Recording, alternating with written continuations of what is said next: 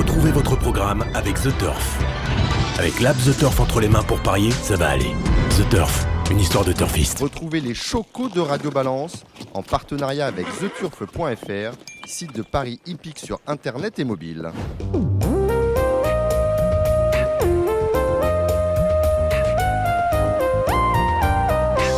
Bonjour, je suis Dominique Cordier, vous écoutez Radio Balance. D'abord, première chose, toute l'équipe se joint à moi pour remercier Christopher Dousseau, le gérant du motel Ascot de Cagnes-sur-Mer, pour l'excellent accueil réservé à Radio Balance la semaine dernière, même si des soucis de transmission, nous nous en excusons, nous ont empêché de mettre en ligne votre programme préféré dès le vendredi soir. Nous sommes donc de retour au Cardinal, porte de Saint-Cloud, Paris 16e, pour cette nouvelle émission où nous accueillerons en guest star dans la partie trop Franck Nivard, interviewé par Kevin Romain du Parisien aujourd'hui en France, Jérémy Lévy, et il ne faut pas l'oublier, il est déjà arrivé, Gilles Curins, notre président à nous. Auparavant, nous parlerons de galop avec Cédric Philippe. Salut Cédric. Bonsoir très chers amis. Et Morgan Rigueras, qui sera notre consultant pour les courses d'obstacles cette saison. Cela tombe bien, nous sommes déjà au premier dimanche de la spécialité, Auteuil venant juste de rouvrir ses portes. L'actualité, vous le savez, est dominée par l'invasion de l'Ukraine, par les troupes russes, bien évidemment. Et à ce titre, le ministère de l'Intérieur, via la direction des courses et des jeux, a demandé aux sociétés mères de lui adresser la liste des propriétaires russes faisant courir sur notre sol. À ce stade, aucun des propriétaires en question n'a été empêché de courir ou n'a vu ses chevaux placés sous séquestre. Les premières sanctions prises par l'Union européenne ne s'appliquant pas aux personnalités en question pour le moment. Pour mémoire, je vous rappelle que la Russie est membre de l'Union européenne du trot, mais pas l'Ukraine.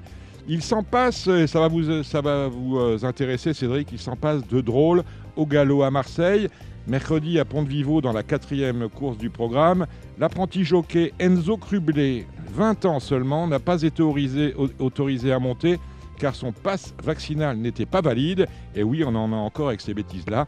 Les commissaires ont donc autorisé son remplacement par Sylvain Ruiz, 35 ans, jockey star dans le Sud-Est. C'est possible, le Code des courses au galop, dans son article 146, offre cette possibilité aux commissaires. Ruiz n'a pas eu droit évidemment à la décharge de Crublet, mais il a enrhumé le peloton, s'imposant facilement dans ce Méden avec Golden Cash.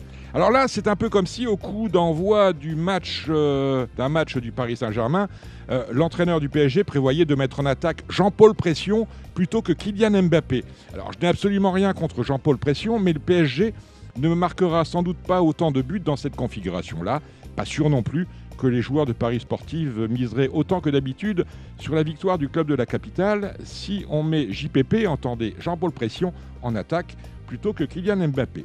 Ce que je veux dire avec cette image, c'est que le cas de figure a ulcéré certains gros joueurs, et ils ont raison, car ce genre de pratique pénalise, et ce n'est pas le moment de perdre des clients supplémentaires, les joueurs du matin s'il en reste encore. À moins évidemment qu'on veuille faire des affaires de jeu de manière tout à fait légale. Dans ce cas, il faudrait remplacer Soumillon par un apprenti dès qu'on peut le faire, ou l'inverse, et ce sera gavage assuré. Qu'est-ce que vous en dites, mon cher Cédric ? Je vous rejoins, Dominique, sur beaucoup de votre laïus, c'est-à-dire que c'est sûr que c'est malgré tout très peu respecté les joueurs du matin. On se plaint de les voir disparaître progressivement du panorama. C'est pas en faisant ainsi qu'on va leur donner des envies. Le joueur du matin n'a plus aucun intérêt à agir, entre guillemets. C'est-à-dire qu'auparavant, fut un temps que vous avez connu, vous, que d'autres aussi ont connu, il y avait la différence entre le Paris Mutuel urbain et le Paris Mutuel Hippodrome, le PMH, où vous aviez le jumelé face au couplet. Donc vous aviez intérêt à jouer le matin parce que vous jouez une caisse différente de l'après-midi. Là, désormais, la caisse est semblable, sauf que vous avez beaucoup moins d'éléments tangibles pour jouer. Sauf que tout le monde n'est pas oisif, tout le monde n'est pas disponible l'après-midi. Donc c'est sûr qu'on arrive dans une situation où, malgré tout, on a de moins en moins d'intérêt à jouer le matin. Et là, ce cas-là est une belle démonstration du fait que on a peu de respect pour ceci, voire pas. Moi, je veux bien entendre qu'on ait un problème de jockey. Encore que, je ne sais pas, je ne connais pas trop les lois, mais bon, le jockey travaille, hein, il n'est pas à l'hippodrome pour son plaisir, me semble-t-il. Et l'absence de passe vaccinal ne devrait pas interdire de travailler. Mais ça n'est que mon avis. En tout cas, ça ne devrait pas. Je veux dire, s'il y a un problème de jockey avec Enzo Crublet, on le fait non partant, c'est tout, parce que les gens ont engagé de l'argent sur un cheval monté Enzo Crublet, pas sur un cheval monté Sylvain Ruiz. Et bien évidemment, eu égard à la différence d'expérience entre l'un et l'autre, il aura plus de chances, même sans la décharge, avec Sylvain Ruiz. Preuve en est, il a gagné au mépris de ceux qui ont fait le papier et qui se sont dit que... Là-dessus, je ne rejoins pas, Dominique. Je ne rejoins pas sur le fait que s'il a une décharge, Enzo Crublet, c'est pas sans raison.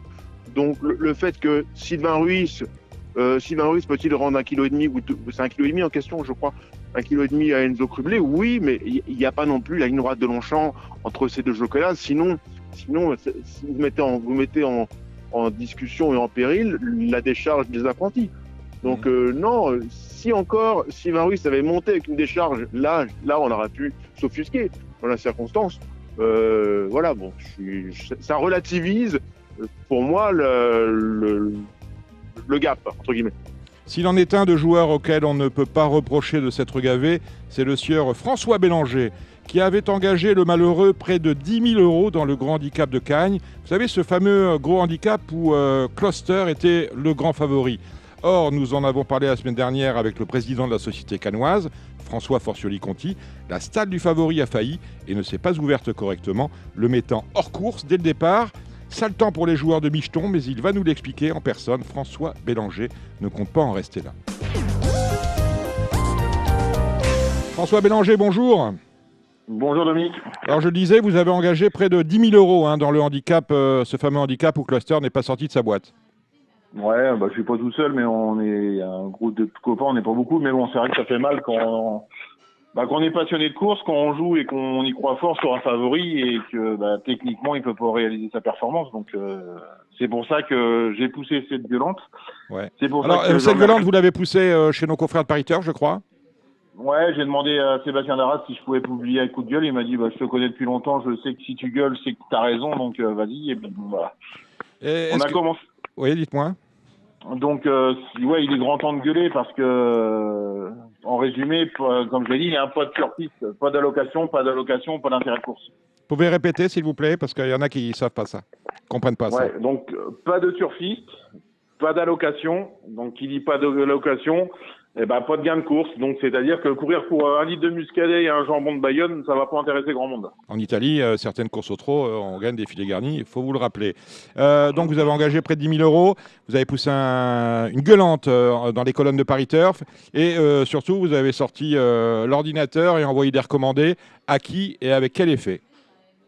Alors, j'ai envoyé 2 mails à la Société des courses de Cagnes-sur-Mer qui aujourd'hui sont sans réponse. Ils les ont bien reçus, ce que j'ai appelé le secrétariat. Ils me disent oui, on a bien reçu votre mail, mais on va vous répondre. D'accord. Ils vous ont dit quand? Si c'était à Noël, à Pâques ils ont l'intention de répondre. Bon, donc, c'est bien. Après, je pense que ça se passe avec les avocats de toute façon sur ces choses-là. Et ensuite, j'ai envoyé un recommandé. Oui. Donc, j'ai envoyé un recommandé à la Société des courses de Cagnes-sur-Mer, à l'intention de monsieur Thomas Rouquayrol, puisque le président, sur votre antenne la semaine dernière, a dit qu'il était président, mais pas responsable de grand-chose, et que c'était Thomas Rouquayrol qui prenait les décisions. C'est le secrétaire général de la société. Voilà, donc j'ai engagé un courrier en recommandé pour demander réparation suite à l'incident technique.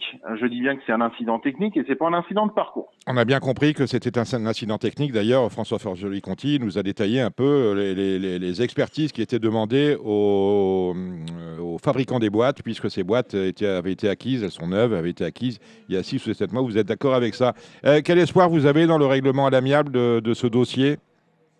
Si on pouvait tous grandir et aller dans le sens de la défense des courses et donc la reconnaissance du parieur qui est lésé, ce serait bien qu'on remette les compteurs à zéro et qu'on avance pour vraiment reconnaître que le turfiste peut être lésé et que le turfiste est le maillon le plus important des courses aujourd'hui. Lorsque vous vivez la course en direct, est-ce que vous imaginez que les commissaires ne valident pas l'arrivée de la course par rapport à l'incident au départ? Ah, moi j'étais super serein, je l'ai vu tout de suite à un parc, j'ai dit hop, ça a merdé, donc j'ai dit bon, ça va être Ah ouais, repris. je vous l'avez vu tout de suite, vous êtes très fort parce que si vous reprenez l'interview sur notre antenne du président Forcioli-Conti la semaine dernière, il nous a bien dit que les commissaires caïnois avaient regardé plusieurs fois la course pour voir si effectivement le cheval avait, si la stalle s'était pas ouverte ou pas. Et vous, vous êtes très fort. Ouais, Premier mais coup, vous le savez. À Cagnes, ils ont l'habitude des 6 et en voulant être bûcheron que Léonard de Vinci, donc on va restant comme ça, on va pas y arriver. Non, on a tout de suite vu en direct et puis les images d'Equidia et les journalistes l'ont remarqué aussitôt, donc. Et les jockeys ont crié faux départ, faux départ. Hein, ah ouais, et puis tout de suite à l'arrivée, il y a eu un mouvement de grogne. Stéphane Basker, descendant de cheval, il dit je pouvais pas faire mieux que de sortir en retard puisque ma boîte s'est pas ouverte. Donc, oui, c'est vrai, il est passé par toute la serrure pour pouvoir s'élancer quand même et essayer quelque chose. Mais les carottes étaient cuites dès le départ. Cédric Philippe. Je vous rejoins sur le tout, puisque le plus gênant de cette histoire-là, en plus, il faut quand même le rappeler, c'est que l'entourage de Cluster, le propriétaire, j'ai eu des remontants depuis, ils ont quand même l'intention, du moins ils sont en démarche pour obtenir le prix. Exactement, pour obtenir réparation via le versement de la location, je suppose, aux gagnants. Donc c'est quand même encore une nouvelle fois gênant que les seuls à en pâtir soit les turfistes, soit les maillons nourriciers de la filière. Donc, en la circonstance, Dominique, j'ai pas fait partie de l'émission de la semaine passée. Je n'ai pas eu le loisir de tout écouter. Mais moi, ce qui m'a dérangé beaucoup dans cette réunion-là, c'est que la boîte 3 soit pas ouverte dans le quintet. Je veux bien. Bon, dommage, c'est le favori. Dans la DER, c'est la boîte 7 qui s'ouvre pas. Dommage, c'est encore le favori. Est-ce qu'il peut y avoir malveillance humaine et soupçon de triche? C'est quand même une drôle de coïncidence que pour la première épreuve et la deuxième épreuve du handicap, ce soit systématiquement la boîte du favori qui s'ouvre pas. Ça peut être effectivement le fait du hasard, mais quand même, on est en droit de se poser la question. Moi, objectivement, je suis gêné. Voilà. Je suis gêné parce que un coup, si c'est 2 fois le numéro 3, la boîte 3, on se dit, il y a un problème technique. Voilà. Mais une fois le 7, à chaque fois le favori, ça ouvre quand même la porte à des questions. François Bélanger, vous êtes habitué aux procédures de ce genre ou c'est la première fois que vous envoyez un recommandé à un organisateur de course pour vous plaindre? C'est la première fois. Vu le montant des enjeux, c'était normal, mais à un moment, il faut arrêter de prendre. On est en train de fermer les hippodromes au 80 de la France et on ferme les hippodromes les plus rentables. On ferme les hippodromes de 3e catégorie qu'on a fait pour faire venir du monde aux courses. Et on se permet sur les hippodromes premium de faire du grand n'importe quoi, de discréditer l'image des courses et en dégoûtant les parieurs. Donc, et à la fin du combat, il va se passer quoi? C'est qu'on va fermer les petits hippodromes de 3e catégorie, récupérer leur trésorerie pour réparer les conneries des grands. Donc, aux grands de nous montrer l'image, aux grands de nous montrer l'exemple, mais l'exemple, il est chez nous en 3e catégorie et ça se fait très bien. Donc, il est grand temps de rétablir l'équilibre des courses. On a droit dans le mur en agissant de la sorte. Il faut savoir qu'aujourd'hui, on considère plus des numéros. Sur tous les médias, aujourd'hui, on parle plus de numéros. Et je déteste aujourd'hui Equidia de faire des pronostics en parlant que de numéros. Avant tous les courses, c'est un nom de cheval, c'est un éleveur, c'est un entraîneur. Et c'est un sport complet. Et c'est pas juste une loterie. Si on part dans le sens de la loterie, les courses vont mourir. Vous êtes d'accord? Il y a un monsieur qui vous connaît bien, c'est Gilles Curins qui est avec nous. Bonjour Gilles, d'abord, on ne s'est pas encore parlé. Bonjour Dominique, bonjour à tous et bonjour François. Salut Gilles. Bonjour François, que je suis avec effectivement. Est-ce que vous adhérez au discours de François Bélanger, mon cher Gilles? Oui et non. Hein. J'adhère. Pourquoi non? Non, j'adhère pas sur le fait qu'on puisse penser qu'à Cagnes-sur-Mer, les stalles ne se soient pas ouvertes pour les favoris, qui se soient. Oui, mais bon, comme l'a dit Cédric Philippe, la coïncidence est gênante. Ouais, mais je pense que c'est vraiment une coïncidence. C'est gênant. On peut pas croire ça. On peut pas croire qu'il y a du sabotage. Non, mais parce qu'en termes de probabilité, on est sur cher. Après, ce que je pense moi, peut-être que le PMU aurait peut-être pu ouvrir, je sais pas, Ce que j'ai dit la semaine dernière, c'est rembourser, ouais, voilà, rembourser les paris qui ont été faits sur ce cheval-là. Je pense que ça aurait peut-être été une possibilité. Je pense, Il faudra peut-être que dans l'avenir ils étudient la question. Et justement, François Bélanger, quelle aurait été à vos yeux la question? Ce que j'ai dit la semaine dernière, je ne sais pas si vous adhériez à ça, c'est qu'on aurait peut-être pu déjà mettre un peu plus de temps à valider l'arrivée plutôt que de se dépêcher de mettre le rouge pour sauver la caisse. Et je n'ai pas parlé de sauver la caisse, j'ai bien parlé de tirer avec la caisse, ouais. de voler la caisse, voler la recette. On n'a pas sauvé la recette, on a volé la recette. C'est un peu différent. Est-ce qu'il n'y avait pas moyen d'attendre un peu avant de valider de manière très diligente l'arrivée pour mettre ça sous le tapis, peut-être en sortant des jeux justement cluster qui étaient sur tous les tickets, de manière à là pour le coup on aurait sauvé la recette, on l'aurait pas volé puisqu'on aurait laissé leur chance à tous les parieurs. Est-ce que ce genre d'initiative ou de procédure aurait pu vous contenter? Ah bah bien sûr, faute pardonnez, enfin voilà, ils reconnaissent leur faute, ils mettent pour le rouge à l'arrivée, ou ils se rendent compte que ils ont merdé, ils ont oublié le cluster, tout de suite on rembourse le bis, il faut le considérer comme non partant. Il n'a pas pu participer, en plus un handicap dit bien dans la règle que chaque concurrent part avec le même nombre de chances avec la répartition des poids. Là, le pauvre cluster qui avait une première chance parce que son entraîneur a bien fait le travail, on lui rajoute une salle qui s'ouvre pas, donc sur 1500 mètres, perdre 20 longueurs, c'est mort. Son entraîneur, c'est Édouard Montfort, bien évidemment. Écoutez, merci François Bélanger. Continuez d'écouter Radio Balance. Vous avez quelque chose à ajouter peut-être avant de... Je vais lui faire Gilles Curins. Je vais lui faire un petit coup de pub à François, parce que je le connais un petit peu. François Bélanger, il vend du vin. Voilà. Il vient à Grosbois, il vient chez les entraîneurs. François Bélanger, on est au Cardinal, c'est Porte de Saint-Cloud à Paris 16e. Hein. Si vous cherchez l'adresse pour mettre sur la boîte, voilà, vous allez nous envoyer. Ça s'appelle le Bouchon Futé. Très bien. Je pense qu'il peut, si Radio Balance pourra donner ses coordonnées, si les gars ils ont besoin de vin. Ouais. Mais François Bélanger, quand vous êtes de passage dans la capitale, venez nous voir tous les vendredis. Avec grand plaisir, je m'arrêterai une heure intelligente un vendredi. Voilà, c'est ça, vous êtes le bienvenu. Mais en espérant ne pas avoir de problème de salle à la sortie du péage de Saint-Arnaud. Exactement, c'est exactement ce qu'il faut faire. Vous avez quelque chose à ajouter, François Bélanger?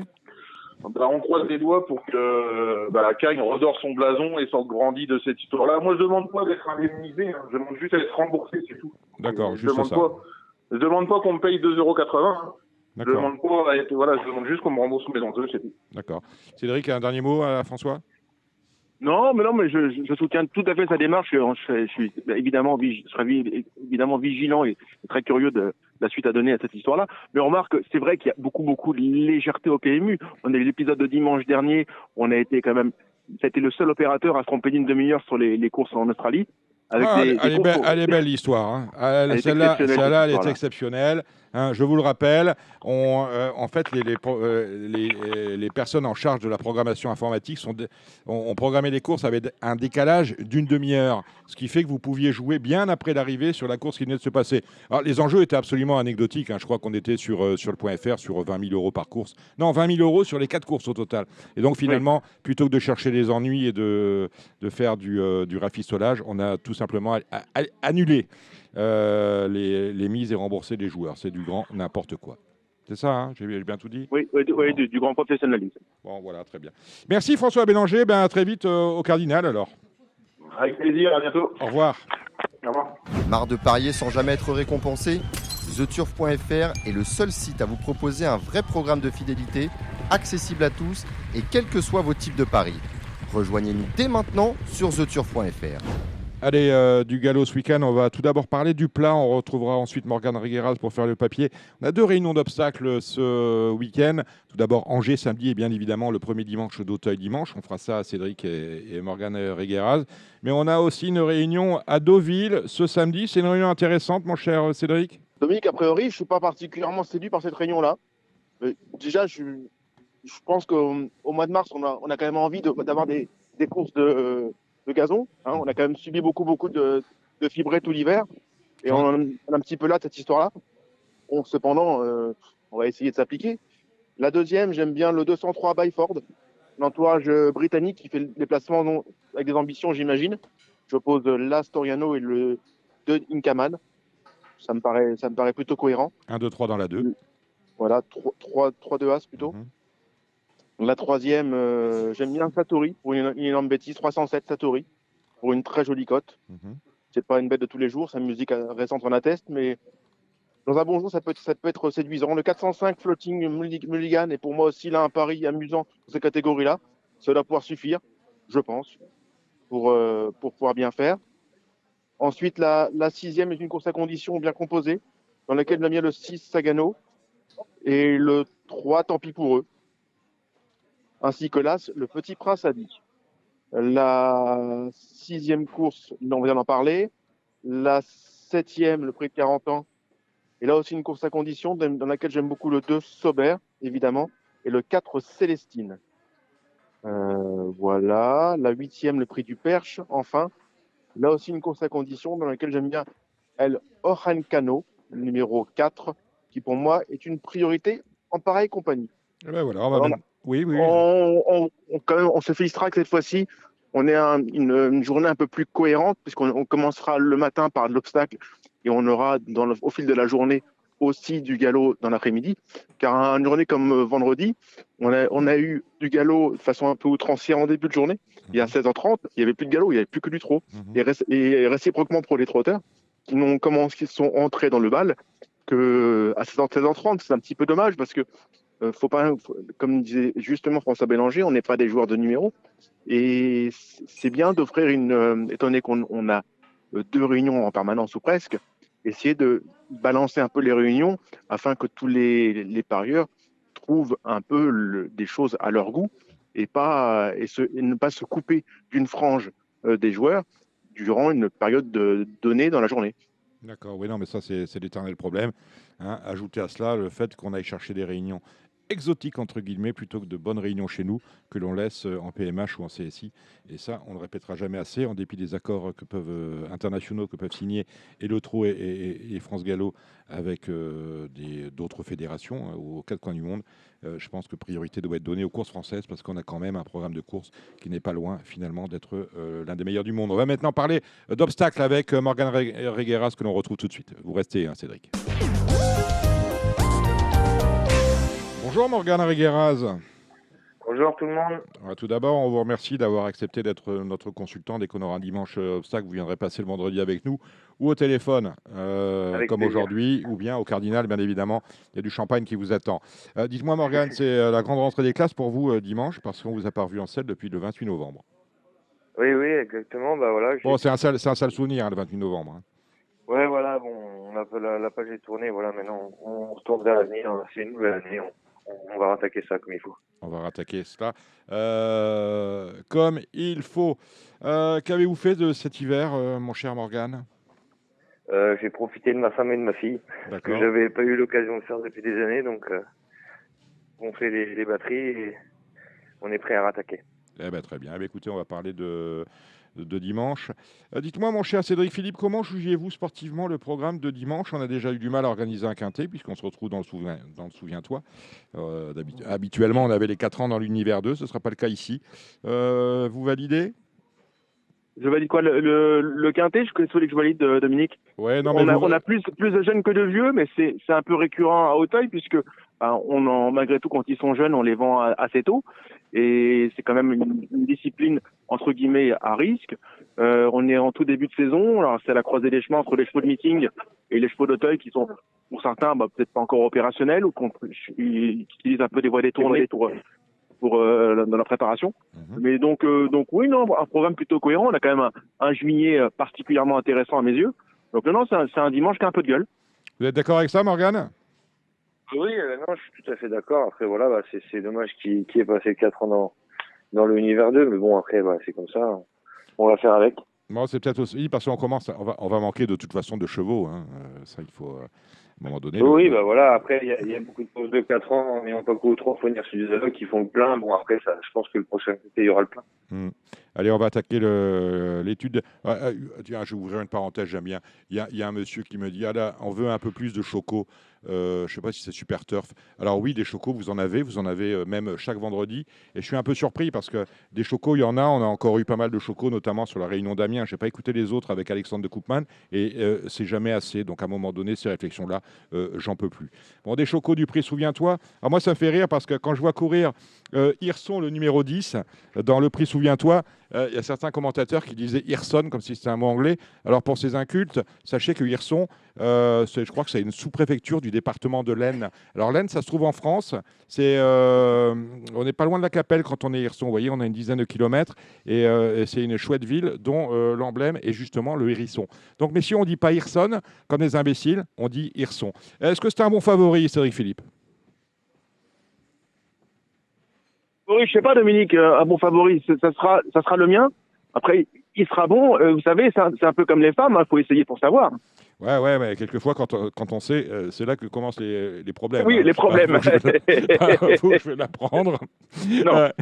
Qu'est-ce que vous me dites, mon cher Morgane sur Oui, c'est sûr. Après, vu que Arnaud a gagné le premier quintet lundi, donc ses chevaux sont en forme. C'est un cheval qui est toujours à l'arrivée, quasiment, hormis sa dernière sortie.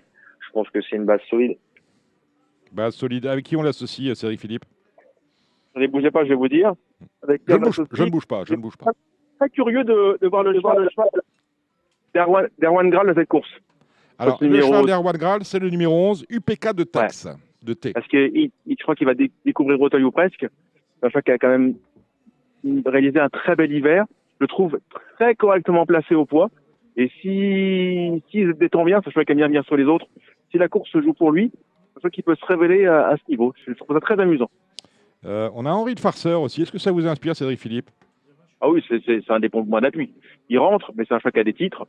Il est plutôt bien placé. Enfin, oui, il est bien placé au poids. C'est un cheval qui, s'il n'avait pas juste la réserve du fait qu'il fasse une rentrée, ce serait le grand favori de la course. C'est quand même celui qui a le plus de titres récents à ce niveau. Le 10 Hirson, le 11 UPK de T et le 6 Henri de Farceur.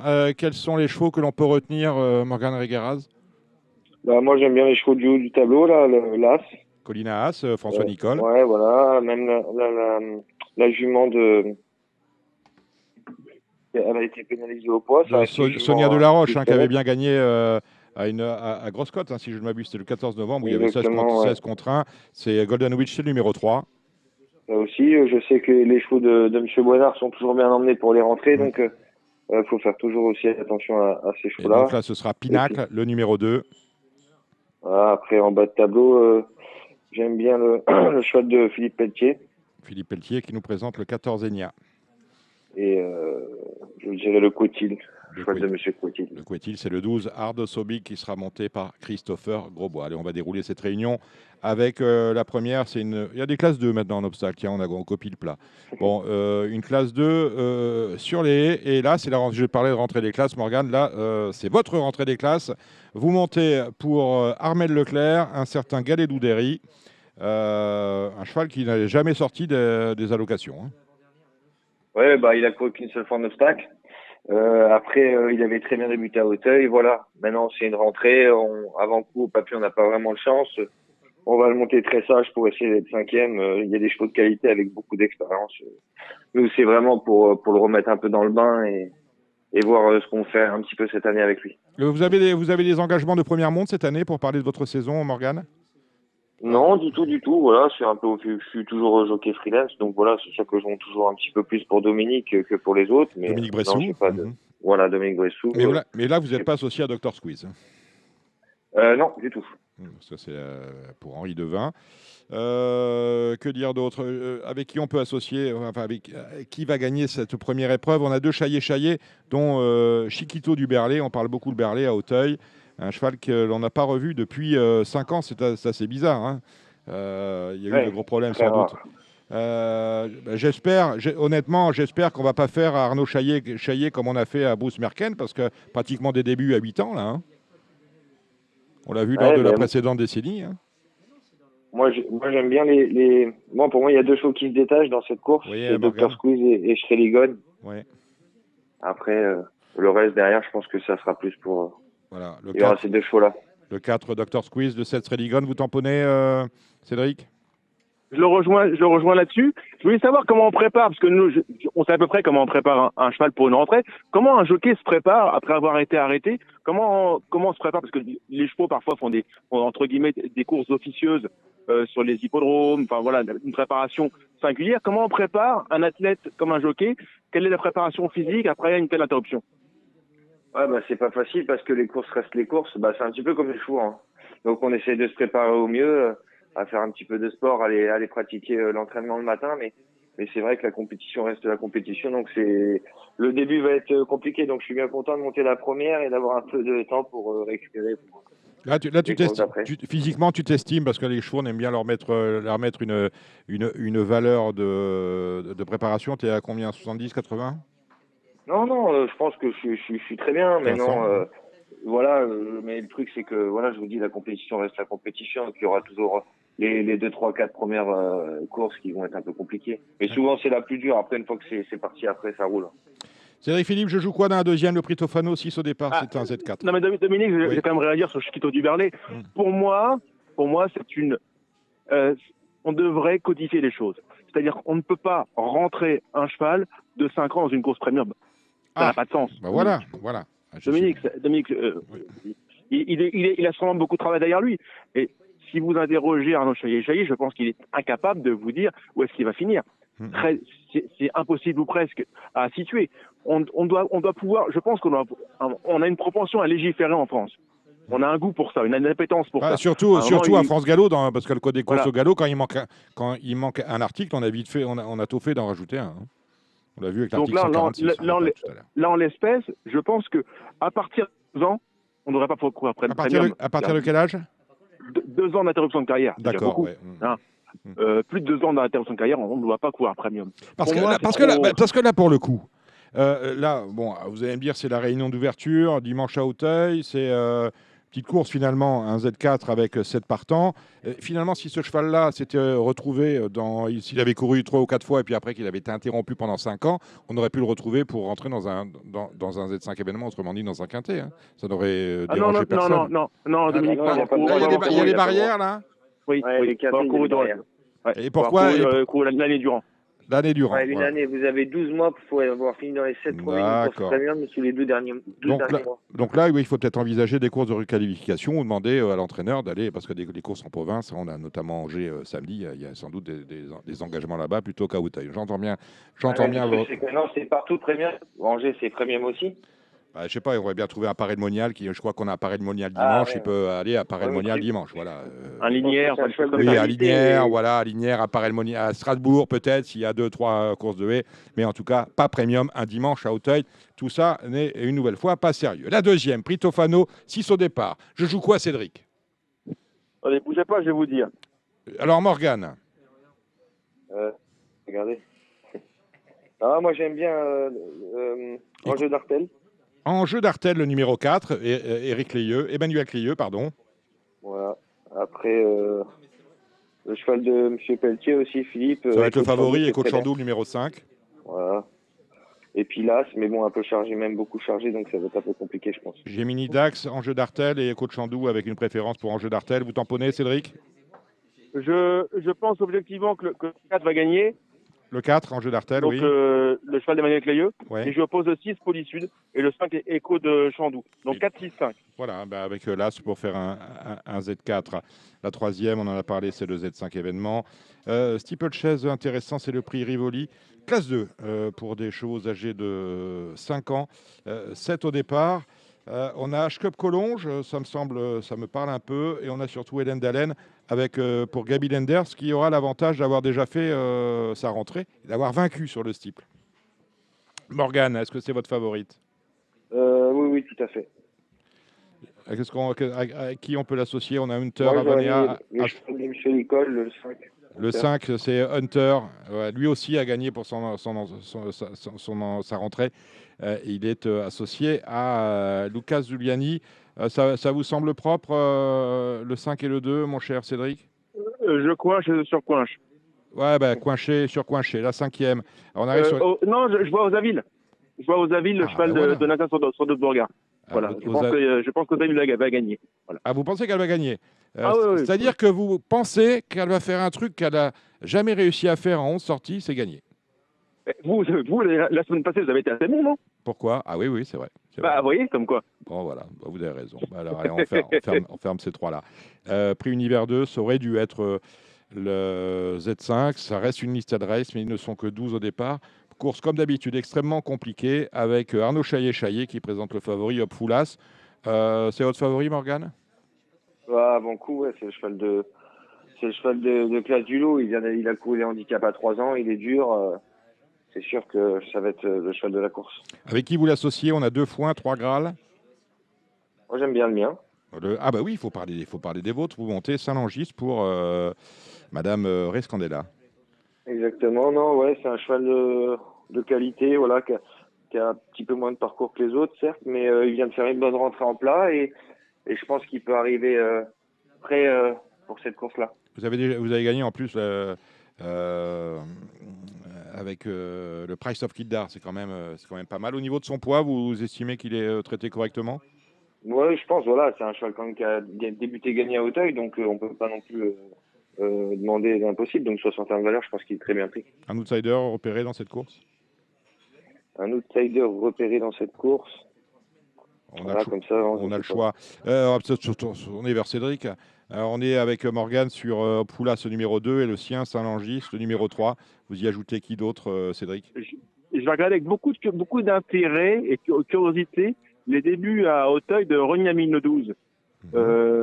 En progression, c'est pas toujours bien goupillé à Cannes cet hiver.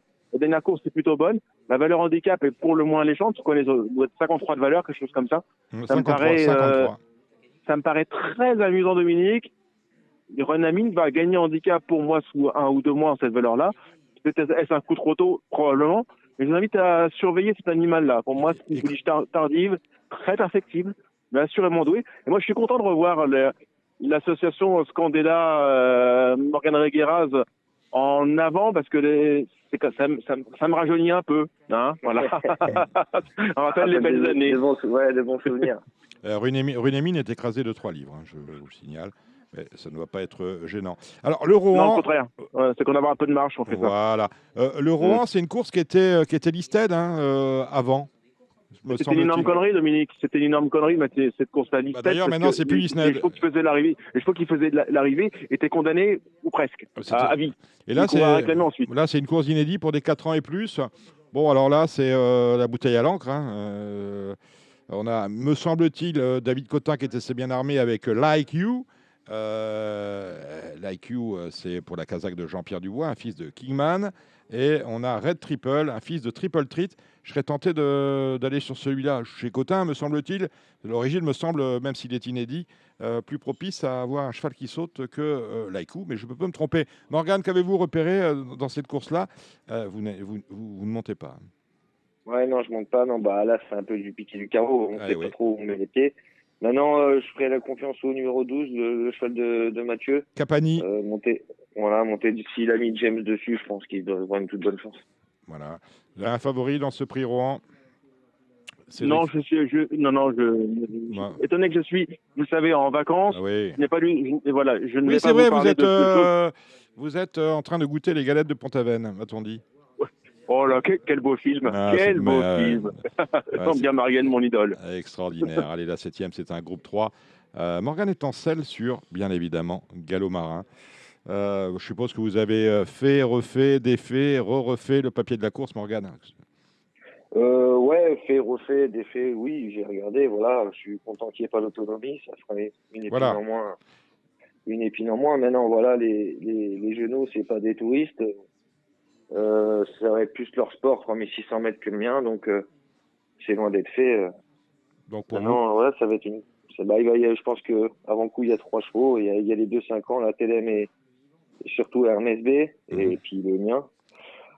Après, le reste, je pense que c'est un petit ton en dessous, même si Gex a gagné le groupe 2 où je suis tombé, même si Colbert du Berlin n'est pas n'importe qui, même si Berjour est sur une bonne sortie, je pense que c'est quand même des chevaux qui sont un petit peu en dessous. Vos bases, le 3 Galop Marin, bien évidemment, dans le coup, avec les 2-5 ans que sont TLM le numéro 4, Hermès B le numéro 5, et on peut éventuellement aller voir du côté de Gex, Emmanuel Clélieu, la monte de James Reveley, on tamponne, Gilles Gilles. Ah, bah oui, je suis resté à Cannes-sur-Mer. On salue Gilles Barba, on sait qu'il nous écoute très attentivement. Le stylo et le bloc posés à côté, quelquefois, qu'on aurait une parole qui dévie.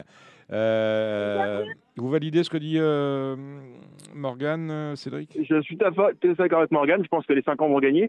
Ton cheval, tu l'as travaillé. Il aura des peaux de mouton. Qu'est-ce qu'il aura dimanche? Dimanche, il est nature, non? Non, il est nature. Le cheval est franchement très bien. Voilà, les peaux de mouton, on les met vraiment que pour les groupes 1. C'est pas un objectif en soi. Bon, il est 3600 mètres, c'est pas son truc. Mais bon, voilà, le cheval est très bien. Enfin, il est vraiment bien pour faire une très bonne rentrée. Après, de là à dire je vais gagner, c'est un peu compliqué. Mais voilà, les 5 ans, ça sera plus leur sport. Après, ils auront que 1 kilo d'avantage sur moi. C'est pas facile aussi. Les années d'avant, il y avait beaucoup plus d'écart de poids. Là, cette année, j'ai plus les 71 et 72 que j'avais par les années précédentes. Donc, c'est toujours un plus pour moi. Maintenant, voilà, je pense qu'avant coup, si je suis 3e, je suis très content. Même si on est toujours déçus d'être battus dans ces courses-là, mais ils ont la moitié de son âge. Ouais. Non, mais je suis d'accord avec toi. Je pense que ça va être le jumelé des 5 ans. C'est quoi, Oui, qui parle? J'entends mal. Je disais que pour moi, ça va être le jumelé va être composé des 2-5 ans. Des jumelés des 5 ans. La course de clôture, c'est le prix Agitato, c'est un steeplechase, course à condition. Bon, peut-être la Chenevière. Est-ce que vous avez eu François Nicole, qu'on salue, Cédric Philippe, depuis la Bretagne?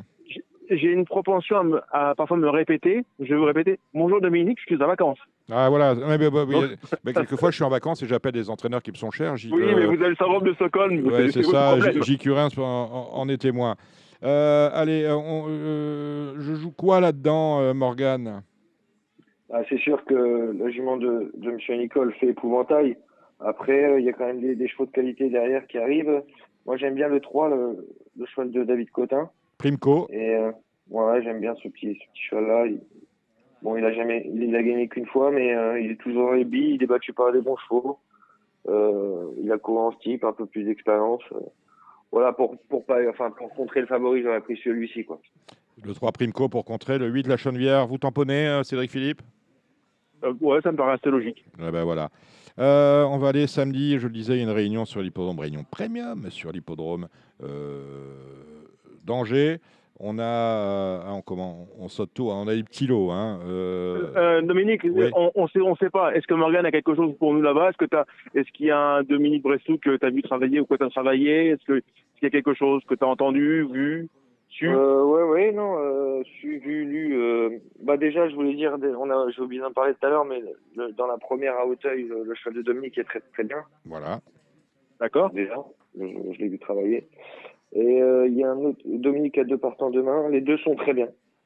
D'accord. Je pense surtout, je sais plus comment il s'appelle. Shawinigan avec. Non, l'autre. J'aurais dit l'autre, moi. Joshua Hurt. Voilà. Joshua Hurt, d'accord. D'accord. Alors, Shawinigan, c'est dans la 3. Et je cherche. Shawinigan a une bonne chance. Il est très bien aussi. Oui, on est d'accord. Et Joshua Hurt, c'est dans la 6e. Le numéro 7 dans la 6e. Associé à M. Morisseau. Et l'un et l'autre, est-ce que vous avez quelques petits chevaux on ne va pas passer en revue toutes les courses. Est-ce que vous avez quelques petits chevaux repérés dans cette réunion d'Angers? On commence avec Morgane. Moi, je vous ai dit Joshua Hurt. Ouais. Après, il y a Honneur des Obos dans la 3e. La 3e, Honneur des Obos. L'entraînement de Nicolas De Wilder. Et c'est l'As, Honneur des Obos, le 301. Voilà. Cédric? Rien d'exubérant, je suis assez François Nicole et je pense qu'il n'y a pas une belle journée là-bas. Mister Vision, le 201, doit avoir une pouliche qui doit débuter en style, peut-être la manigance, quelque chose comme ça.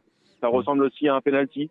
J'ai l'impression qu'il est bien armé ce week-end, notamment à Angers, un hippodrome qui lui réussit pas nécessairement, mais cette année, il a couru 2 partants de victoire, je crois, pour la Catac des Traits en début d'année. Et là, il me paraît particulièrement bien engagé samedi. Voilà pourquoi c'est pas très relutif. On peut s'amuser à faire un petit report. Oui, c'est ça, on va taper des reports 2, 3, 4, 5. La Madigance, c'est le 707. Merci Cédric Philippe, rentrez bien de vacances. On vous retrouvera au Cardinal vendredi prochain. Quel est le programme de Morgane Régaraz, outre la réunion d'Auteuil dimanche, pour la semaine, pour aller jusqu'à vendredi prochain? La réunion de samedi prochain, Auteuil. Voilà, écoutez, entre-temps, on écoutera Radio Balance et on vous retrouve vendredi prochain. Morgane, merci. Merci vraiment. C'est moi, merci beaucoup. Au revoir tout le monde. Salut Cédric, au revoir. Marre de parier sans jamais être récompensé? TheTurf.fr est le seul site à vous proposer un vrai programme de fidélité, accessible à tous et quels que soient vos types de paris. Rejoignez-nous dès maintenant sur TheTurf.fr. Allez, attaquons maintenant la partie trop avec, en présentiel, vous l'avez entendu tout à l'heure parler avec son ami François Bélanger, Gilles Curins. Rebonjour Gilles. Rebonjour Dominique. Kevin Romain, le Parisien aujourd'hui en France. Bonjour, mes chers amis. En ligne avec nous, Jérémy Lévy, Gigi Turf. Salut Jérémy. Salut Dominique, bonsoir à toutes et à Bon, tous. ça marche comment, Gigi Turf? Bien, hein? Ça va, on se maintient, on essaie de retrouver la forme. Voilà, on essaie de retrouver la forme parce que c'est fluctuant. Je dis Gigi Turf, mais je devrais dire également ici en Paris pour canalturf.com et Kylia. Et notre guest star, notre invité aujourd'hui, c'est Franck Nivard. Salut Franck. Bonsoir. Alors, on va parler du prix de Paris et Kevin Romain me soufflait une question. Il me dit, si tu veux te mettre bien avec Franck Nivard, demande-lui comment il a fait pour la perdre avec Ampiam et DSM. Je le trouve un peu dur quand même. Déjà, en plus, il a pris 8 jours, Franck. Hein. Ah, le pauvre. Ouais, bah voilà. Mais il part en vacances. Il part en vacances. Bah oui, 8 jours, c'est une semaine de vacances. À Punta Cana. Oui, C'était prévu. C'était prévu. C'était prévu. Bon, ben voilà, ça tombe. Ça tombe. Et c'était prévu que ça tombe. La suspension, elle tombe pendant vos vacances? Bah, ça s'est fait comme ça, mais c'était prévu que je parte en vacances. Voilà. Donc, Il a bien calculé son coup, en fait. Ah, c'est magnifique. Bon, donc pas de double peine pour Franck Nivard. Vous pouviez le gagner, ce prix de Paris avec Ampia? bah, on aurait pu le gagner, ouais, si ça s'était bien passé, on aurait pu le gagner pareil. Bon, là, c'était une course. Spéciale, hein, Bah oui. 4000 points, c'est une course spéciale. Ouais. Tony, il a eu la bonne course, son chat, il a eu la course de rêve. Je pense que s'il a vu ce parcours-là, forcément, oui, elle a gagné. Bah, c'est vrai que Tony a eu la course de rêve. Je serais tenté de dire il avait pratiquement gagné tout le parcours. On le voit passer au deuxième tour en face. On se dit il est bien placé. Il va éviter tous les mauvais coups parce qu'il a évité tous les mauvais coups. Après, il y a eu un peu de chance que le cheval étonnant a beaucoup tiré quand même. Ouais. Je pense que ça a coûté la victoire. Oui, parce qu'on est sur une victoire Gallus Davidson Dupont. Gallus qui n'est que troisième. On a à peu près sur la fin de course le même scénario, c'est-à-dire qu'on a un nez à l'arrivée entre Diable de Vauvert et Étonnant. Chicajou, voilà, qui fait sa course. Davidson Dupont décevant, mais voilà, il fallait mettre son réveil. Ça s'est mal passé. Tout s'est mal placé. Vous avez regardé la course de Gu? Oui. Et c'était mieux, mais bon, pour finir, on voyait que c'était juste, quoi. On ne pouvait pas trop le lâcher, son manière était obligé de faire attention. Quoi. Ouais. Bon, Fakir du Loro, c'est la déception. Ceux qui étaient en queue de peloton, ils ont réussi à s'accrocher. Alors ça, c'est François Lecanus s'est accroché, décoloration disqualifiée. Flamme du Goutier, autre déception, finalement. Kevin? Oui, qui pouvait peut-être envisager une petite place quand même si c'était un petit peu dur, mais elle aurait peut-être pu accrocher une place au moins dans le 7-5. Demain, c'est la dernière du meeting d'hiver, un meeting qui nous tient en haleine depuis la fin octobre. Quel regard vous portez, vous, personnellement, en tant que driver, entraîneur, sur le meeting? Vous êtes content de vous? Peut-être pas assez de victoires et beaucoup de places. C'est quoi le bilan de Franck Nivard sur ce meeting 2021-2022, Franck? C'est sûr qu'on en a fait des meilleurs, mais bon, j'ai déjà gagné 2 groupes 1. Et puis, j'ai pris quand même des places dans les belles courses, donc oui, non, c'est quand même pas si mal. Hein. J'ai gagné une quarantaine de courses. C'est sûr que ça aurait pu être mieux, mais ça peut toujours être mieux, mais bon, faut pas trop se plaindre. Je pense qu'il y a pire que ça. Vous êtes d'accord avec ça, Kevin? Oui, bah, il y a déjà 2 groupes 1, donc c'est déjà pas négligeable. C'est là où on attend les grands drivers. Franck Nivard en est un, et il a répondu présent dans ces grands rendez-vous, donc c'est plutôt positif de ce point de vue-là. Vous en dites quoi, vous, Jérémy Lévy? Bah écoutez, il y a eu du bon et du moins bon. Peut-être qu'il a manqué une belle cartouche dans les belles. C'est dommage de pas avoir vu Ampia m'aider dans la toute belle, mais non, je pense que la belle satisfaction du meeting, c'est aussi Havanaise, qui a prouvé qu'elle était l'une des meilleures de la génération et que ça va être une sérieuse prétendante aux très belles courses dans les prochains mois, quoi. J'ai l'impression qu'il y a une vraie entente entre Havanaise et Franck Nivard. C'est une jument que vous comprenez parfaitement. Bon, elle est facile à comprendre. C'est une jument facile. Elle a besoin de rien. Elle va faire rien sans oreillement. Elle n'a rien dans les oreilles. Voilà. Le cours-oreille débouché, c'est assez rare à ce niveau, non, Franck? Ouais, c'est très rare. C'est une jument qui est froide, donc elle a besoin de rien. Et puis, elle est bien dans sa tête. Et puis, depuis qu'elle est déférée, elle est quand même bien meilleure. Gilles Curins, vous faites driver de temps en temps, Franck? Je lui avais demandé de driver Edil du Persil. Ah oui, non, mais non, il dit je vais pas encore être deuxième. Samedi. Il a dit je veux pas encore être deuxième. Non. Mais c'est vrai qu'il a peu drivé pour moi. Il avait gagné pour moi en gain avec un cheval qui s'appelait Diego Barroso, la même Kazakh qu'Edil du Persil. Une petite place de temps en temps à Cabourg, je crois, l'année dernière avec un cheval. Mais très peu. Maintenant, c'est parce que c'est comme ça, quoi. En fait, pour moi, il fait partie des meilleurs. Mais disons que moi, je travaille depuis un bon moment avec d'autres drivers. Mais si je peux avoir Franck de temps en temps, c'est un bonus. Surtout qu'il vient de changer d'agent. Alors, on ne sait pas comment que... Des fois, les agents, ils font beaucoup, d'ailleurs, les agents pour moi. Donc, son nouvel agent, s'il est motivé, peut-être qu'il drivera plus pour moi, on ne sait pas. Justement, pourquoi avez-vous changé d'agent, Franck? C'était le choix d'Edith Goetz, qui a voulu arrêter. C'est vrai, Edith Goetz voulait arrêter, donc il fallait retrouver quelqu'un, et donc vous avez retrouvé celui qui est là aujourd'hui. Ouais, voilà. Voilà qui est fait. Alors, on a une vingtaine de courses dans ce meeting pour 200 courus, 1 sur 10. On a totalement arrêté le trop monté, hein, c'est terminé. Hein. On n'a pas fait, oui. On n'a pas fait une soirée sur ça, mais courir après le poids, je pense que c'était un challenge qui vous intéressait plus. Oui, ils ont baissé les poids en plus. Donc on vous a à la limite mis dehors. Eh ben, écoutez, très bien. Est-ce que vous êtes bien armé, Franck, pour cette réunion de Vincennes demain? Bien armé. Je crois que j'ai quand même un chaloudet contre des chances. Sectar, c'est dommage, il a un mauvais numéro. Alors, Sectar a un mauvais numéro. C'est vrai qu'il a le 8, mais c'est un cheval assez régulier. Normalement, on peut l'imaginer quand même avec une belle place. Après, il a un truc, c'est qu'il va avoir la fraîcheur en fin de meeting, c'est très peu de coups, c'est qu'il a. Donc on retient Sectar. Dans la deuxième, vous serez au sulky de Gitano Jacques. Alors lui, c'est pareil. C'est dommage, c'est l'As, quoi. La dernière fois, on s'est fait avoir, on s'est fait piéger avec l'As aussi. Mais bon, il mériterait de gagner sa course, parce que la dernière fois, il était vraiment bien. Le cheval est en forme. Alors, je suis très surpris de vous trouver enfin, il faut bien un driver, mais vous trouvez au sulky de Cagnard de Béton pour un jeune entraîneur, Rémi Mourlon, et qui reste ferré. Ouais, je sais pas pourquoi il reste ferré. Il est très peu déferré, mais c'est vrai qu'il aurait pu au moins le plaquer ou le déferrer derrière. Parce que avant quoi, avec les jeunes chevaux, c'est pas évident. Ça va être compliqué. Hold Up Smart, jamais 304, ça existe ça, jamais 304, non, mais on va le dire quand même. Reste sur 3 succès, tous avec la famille Abrivard, Alexandre et Mathieu en dernier lieu. Oui, c'est un bon cheval, hein. Il fait toutes ses courses, un cheval très régulier. Il devrait encore faire l'arrivée normalement. El Gaffel, on connaît bien celui-là. Sa réputation n'est plus à faire, mais bon, maintenant, c'est autant on avait affaire à un champion en début de carrière, maintenant c'est plus ça. C'était vraiment bien, en début de carrière, c'était le meilleur. Après, il a eu un passage à vide un peu.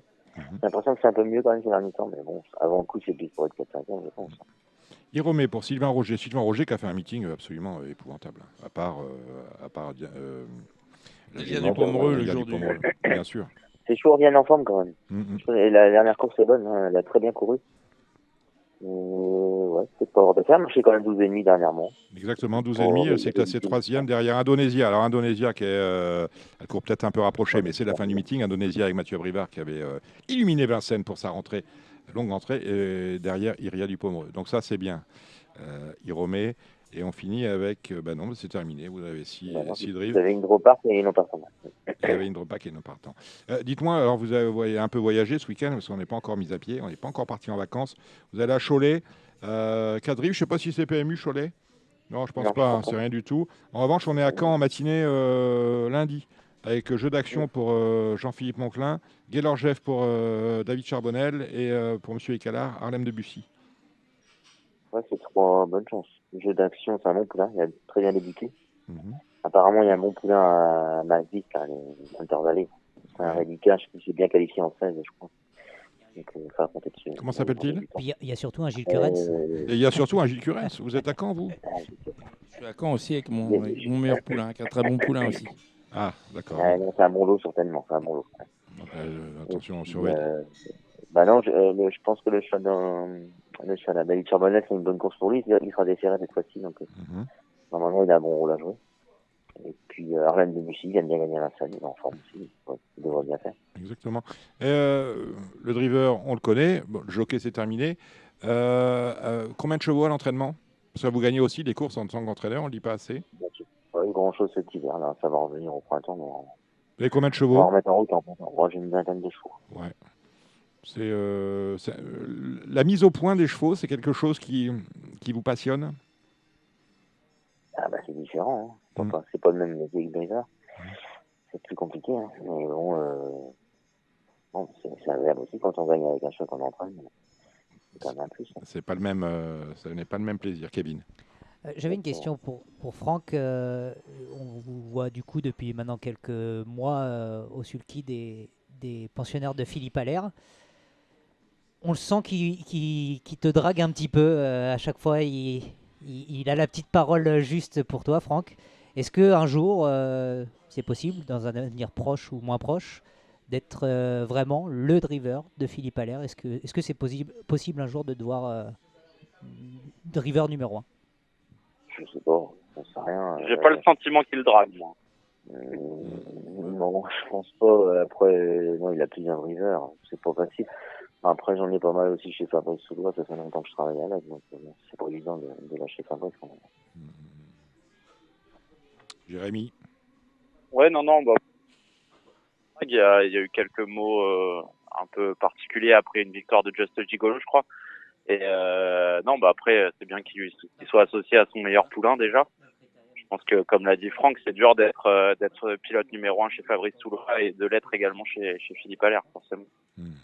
D'autant que, oui, je rejoins un peu Jérémy, c'est que Philippe Allaire, j'ai l'impression qu'il travaille avec François Lagadec, qui a ses premières chances, David Thomin, qui a ses premières chances, et Franck Nivard, qui a ses premières chances. Oui, mais Philippe Allaire... Bon, après, ça tourne beaucoup. Hein, ça change beaucoup. Philippe Allaire, il aimerait bien avoir un driver numéro 1, comme il a eu Jos Verbeek. Ou Johan Le Bourgeois. Ou Johan Le Bourgeois. Si aujourd'hui, Franck Nivard dit oui, je pense qu'il serait très très content, Philippe Allaire, non? Je sais pas, on lui posera la question quand on va lui demander. Il faut juste lui poser la question à Philippe. Ah bon, on fera ça dans Radio Balance. Est-ce que Franck Nivard serait content Oui, bah si d'aventure Philippe Allaire te demande voilà, j'aimerais t'avoir comme driver numéro 1, ce serait un oui franc et massif, ou tu prendrais le temps de réfléchir parce qu'il y a quand même les Soulois avec une belle cavalerie également? Pas facile de répondre, mais c'est vrai qu'il a quand même des super chevaux, donc c'est délicat aussi de refuser, quoi. Dans tes choix professionnels, ce sont des choix que tu fais seul ou tu consultes avant ton agent, ton épouse? J'ai souvent travaillé seul quand même. Donc non. Enfin, en général, je prends ma décision souvent seul, quoi. Seul mais avec toi-même. Bah écoutez, merci Franck Nivard d'être passé par Radio Balance. Je voulais vous avoir, on a eu pratiquement tout le monde cet hiver.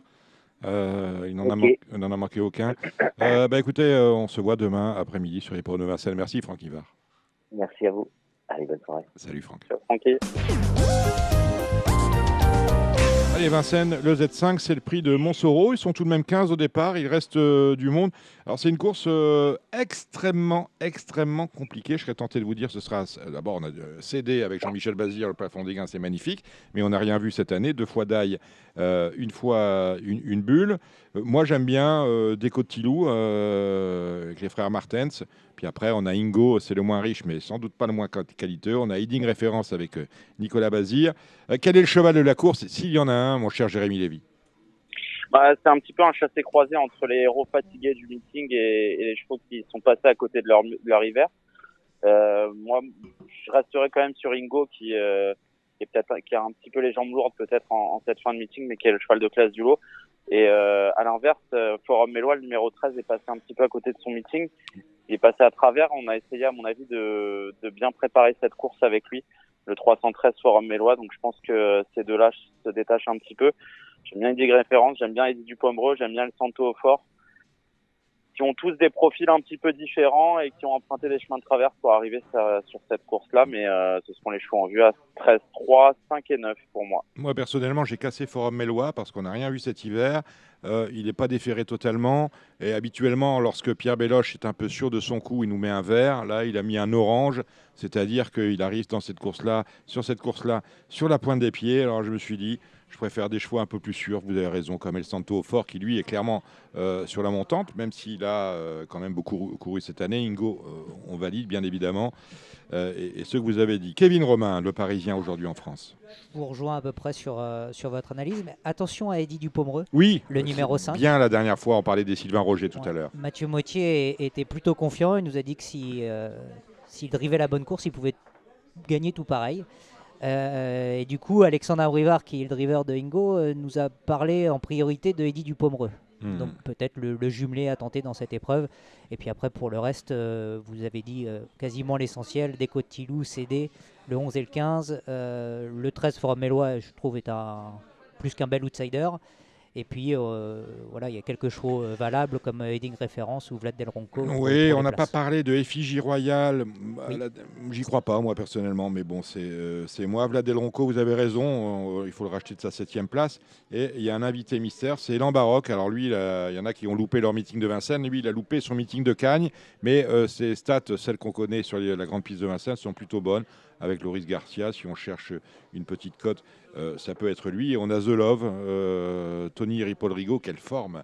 Oui, mais c'est une rentrée, il a mis un petit bonhomme rouge. Ah oui, il a mis un rouge, coup, oui, donc on oublie. Dommage, dommage parce que j'adore ce nom-là, bien évidemment. Allez, on va passer en revue on a 10 courses, dis donc on finit. Mais à quelle heure on va commencer?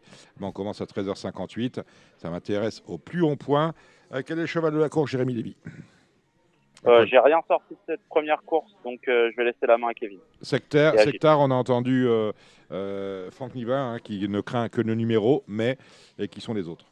J'aime beaucoup Aerolina. Je trouve que c'est une bonne jument qui est dans sa catégorie, qui est capable de gagner une course comme celle-ci. Aurélien de Chenu, le 5, est à surveiller, tout comme le 4 et Eva de Guérinière. Et peut-être pour une petite surprise, Éclate des Noix, le numéro 6, qui sera déféré cette fois-ci, ce que nous disait Alexandre Abrivard. Ça peut être marrant pour une petite place, plus que pour la victoire. Mille excuses, Gilles, je n'ai pas demandé votre avis sur le Z5. Vous avez tout dit. Bon, très bien. Il n'y a que l'ordre que j'aurais pu vous donner, c'est tout. Ah, bah écoutez, vous nous donnerez un mot en fin d'émission. Merci Gilles, d'avance. Le prix de Champtossé, c'est la première. Vous validez ce qu'on dit les uns et les autres? Non, moi j'aime beaucoup Eureka du Fossé. Eureka du Fossé, c'est le numéro 1. Qui a déjà causé la surprise à plusieurs reprises et qui pourrait très bien causer une petite surprise. Ça ne serait plus une grosse, ça serait une petite. C'est une course qui est ouverte. On peut aussi faire confiance au 109 et Émilie de Montfort, malgré ce numéro. Et je pense que la base, quand même, c'est le 104 Eva Guérinière. Eva de Guérinière, qui avait réalisé des débuts tonitruants durant l'hiver sur la grande piste en remportant un Z5. La deuxième, c'est le prix de l'Ar5. Je ne sais pas où c'est, finalement, je m'en fiche un petit peu. 10 au départ, des chevaux âgés de 6 ans. Kevin, on commence avec vous. Gamizaka, le numéro 9, peut encore aligner une troisième victoire de suite. J'aime beaucoup une jument dans cette course, c'est Gasoline du Seul, numéro 5. Je pense que son entourage a dû bien préparer la course. C'est un petit peu relevé, mais je l'ai vu faire vraiment de belles choses. J'aime beaucoup cette jument et je continue mon petit abonnement avec elle. Ils auraient pu prendre un driver un peu moins à l'écart que Mathieu Abrivard. C'est vrai qu'il n'est pas trop en forme. Pas trop en forme. Gilles. Gitano Jack, pardon. Je pense que Radio Balance va avoir porté chance à Mathieu Abrivard, à Franck Nivard. Il faut que j'arrête de boire. Donc, il faut que j'arrête de boire. Vous avez à peine commencé. Et il sera pas toujours malheureux, à mon sens. Et puis le galon de Vire, ça va être le 107 qui vient de montrer 207 qui vient de montrer du mieux et qui apprécie ce parcours réduit. Voilà. Alors, dernier groupe 1 du meeting, dernière réunion du meeting avec 2 groupes 1. On commence avec celui autre-montée, la course-poursuite entre les 4 ans et les... Non, les 4 ans, que dis-je? Oui, entre les 4 et 5 ans, c'est les 3 ans devant. Voilà, les 3 ans devant. Ça veut dire quoi? Mais non, mais c'est quoi? Il y a 25 mètres d'avance pour les chevaux de 3 ans.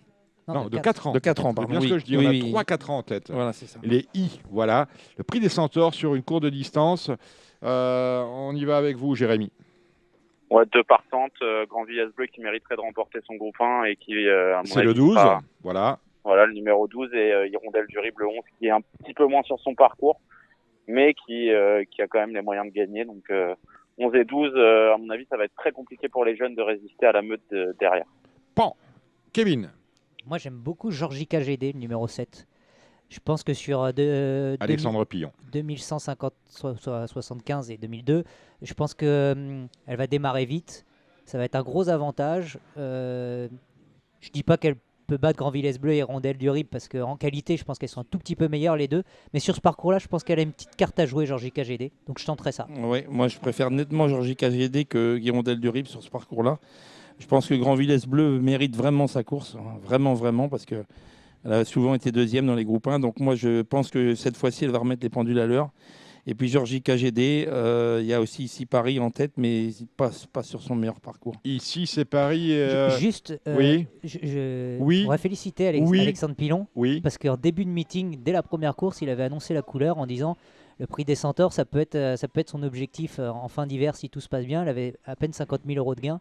Et il a réussi à l'amener déjà au départ, et en plus avec une vraie bonne chance. Donc le travail de metteur au point c'est du bon boulot parce qu'effectivement, elle est entrée dans le meeting par une victoire. C'était le 3 novembre et elle en est à sa 9e course du meeting. Depuis sa victoire du 3 novembre, elle en a gagné 1, 2, 3, 4. Ensuite, on a 3 deuxièmes places et une 4e place. Autrement dit, bravo. Et puis, on va féliciter aussi mademoiselle Erlex Place. C'est la lauréate du challenge de Marolambie au trot monté. Elle est au départ de cette course avec une jument entraînée par Thierry Duval d'Estaing, Galinette Piergy. Pour les fans de mademoiselle Erlex Place. C'est comment son prénom? C'est Marie? Mathilde. Voilà. Pour les fans de Mathilde Erlex Place, on peut jouer. Que Jean-Michel appelle affectueusement Monique. Monique. Monique, écoutez, Monique, ça me va bien parce que j'arrivais pas à prononcer son nom. Mathilde, ça fait très vieille France, j'aime beaucoup, mais Monique, ça me plaît, je vais me souvenir. La 5e, le prix du plateau de Gravel international sur courte distance. Du pic du carreau. Alors, il y en a qui se dépêchent après un Grand Prix de Paris manqué, c'est Fakir du Loro, bien évidemment. Mais il y a sans doute mieux, Kevin. Je resterai sur Élite Beaufour, le 8. Assez logiquement, voilà. Je pense que Jean-Michel Bazir va faire un peu comme d'habitude, prendre son temps en partant, et dès que ça va un petit peu ralentir, il va envoyer, comme sait bien le faire, son cheval en plus. Je pense qu'il doit pouvoir gagner normalement si tout se passe bien. Je mets mes filles de Call Me The Breeze, le numéro 6, qui sera à surveiller à ce niveau-là. Et puis Fedo Seven également, le numéro 2. On peut afficher un jumelé Bazir dans cette 5e épreuve. Jérémy. On peut afficher un jumelé Bazir et je vois un bel arbitre avec Fakir du Loro qui avait super bien couru dans le Prix de France. 6e seulement, 6e aux portes du Quintet. Il a bien récupéré de ses il fait la moue, Gilles Curins. Ouais, après je l'aime bien 2100. C'est vrai qu'il court beaucoup, moi. Tous les 8 jours. Ça c'est sûr. Après c'est la fin du meeting, donc. Maintenant, ça me ferait tellement plaisir pour son driver. Au milieu de meeting. Après, Fedo Seven, il a vraiment été très impressionnant la dernière fois qu'il a couru sur ce parcours-là. Donc voilà, les deux Bazirs logiquement plus Fakir du Loro, je pense qu'on est dans les clous. Gilles. Moi, j'adore l'entraîneur et le driver de Fakir de Loro, donc je dis pas de mal. Je trouve simplement qu'il court beaucoup. Et qu'il aura, à mon avis, du mal à devancer Élite Beaufour et Call Me The Breeze. Il court beaucoup, et surtout, il court beaucoup dans le vide. C'est ça l'ennui. Encore, tu cours tous les 8 jours, tu gagnes toutes les courses, comme a fait Fulton quand même avec mademoiselle Alex Place. Ça, c'est fantastique. Mais là, on pédale dans la choucroute quand même. Juste pour des petites informations, éclat de gloire le 7 pour Loris Garcia. Loris Garcia était plutôt confiant pour être 3e, enfin 2 ou 3e, parce qu'il craint évidemment Élite Beaufour, mais il était vraiment confiant, il tend son cheval vraiment très bien. Et Brillant Madrid, Alexandre Abrivard regrettait un petit peu ce numéro 1, mais pareil, il pense que son cheval peut finir sur le podium. On peut faire le report des Loris Garcia pour €1, pour Loris Garcia pour €1, ça peut être rigolo. Sur un malentendu, pourquoi ça ne passerait pas. La 6e, c'est le prix de Lorient, un prix de série pour les 5 ans, n'ayant pas gagné 131 000 €. Jérémy. Rien chez moi qui sort de l'ordinaire. Il y a des chevaux de train comme Hold Up du Dijon. Il y a Hobbs qui va être très très joué parce qu'il est allégé dans la ferrure. Mais c'est pas une course qui me plaît. Gilles. Moi j'aime beaucoup Hobbs sur il 602. Hobbs. Et puis comme on peut peut-être continuer de porter chance à Franck Nivard, je vais Hold Up Smart qui est euphorique actuellement. À Nesquik pour une place. Le numéro à Nesquik, c'est le 12. Le 12. Kevin. Je vous rejoins sur Hobbs. Je pense que ça peut être marrant. C'est un cheval qui est estimé dans les box de Laurent-Claude Abrivard. Là, comme on l'allège, peut-être que ça peut être le bon moment pour le toucher. Prix de sélection, c'est la 7e. C'est le second et dernier groupe 1, deuxième de la journée et dernier groupe 1 du meeting. Avec course-poursuite, cette fois à l'attelé. On a en tête Les meilleurs, hein, Frampérine, Inoubliable, Italiano Vero, Idaho Tillard, et ensuite c'est la course-poursuite avec celui qui vient d'être battu par Hookerberry, c'est Onek, qui sera sans doute le grand favori de cette course, me semble-t-il. J'ai tort, Jérémy Lévy? Le favori peut-être, le gagnant, je pense pas. Contrairement au Prix des Centaures, je pense que là, on va avoir beaucoup de mal à rendre la distance. Et je vais faire d'Italiano Vero mon favori. Il m'a beaucoup plu la dernière fois. J'ai bien aimé l'interview de Philippe Allaire après la course, qui disait qu'il avait compris et qu'ils avaient changé pas mal de choses le concernant. Cette fois-ci, je pense qu'on va le voir aller de l'avant. Après, il va falloir résister à Idaho Tillard, qui va certainement être sur son porte-bagages. Mais je pense que cette course arrive bien pour Italiano Vero, qui n'a pas fait un meeting d'exception, mais qui peut le finir de belle manière. Forcément, après, les H derrière, Hokkaido Giel, Hussard du Landré ont une belle carte à jouer avec Onek. Mais mon favori, ce sera le 704 Italiano Vero. C'est vrai que les interviews de Philippe Allaire après des victoires, après des défaites, il vaut mieux éviter d'aller le voir, sont des événements à elles seules. Hein. Ça, il faut. D'ailleurs, on regrette qu'il ne gagne pas toutes les courses dès qu'il est impartant, parce que quelle poilade ce serait. Des fois, c'est marrant aussi d'aller le voir après une petite défaite. Oui, il parle aussi. Il parle aussi, oui. Il a toujours peut-être quelque un chose peu moins drôle pour certains, mais pas sur le même ton. Pas sur le même ton, mais c'est ça qui est de bien, c'est qu'on a affaire à un personnage, un vrai personnage. Au moins en vibre. Bah oui, justement. Alors, vous tamponnez Italiano Vero? Moi, je tamponne Idaho Tillard. Ah bon? Je l'ai vu faire un truc. La dernière fois, un parcours en or, magnifiquement drivé par Théo. Parcours en or, il a démarré. Pas tout à fait d'accord. Il a démarré, il a fait un effort pour revenir reprendre la tête, pour les laisser passer, et il est revenu chercher Gerard Vedake. Moi, j'ai vu un truc que j'ai pas vu beaucoup de chevaux faire ça ces derniers temps à Vincennes. Là, honnêtement, s'il refait ça, je sais pas comment. Lorsque je dis parcours en or, c'est qu'il a été magnifiquement drivé par Clément. C'est comme ça qu'il faut l'entendre. Oui, il a quand même fait des efforts, je trouve. Il a fait des efforts, mais on a affaire à un grand cheval, sans doute.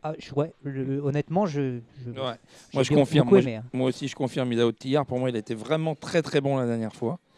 Donc, je pense qu'il va gagner, moi. Et évidemment, bien sûr, les LR derrière, Onek, Italiano Vero et puis Hussard du Landré. Eh ben voilà qui est dit.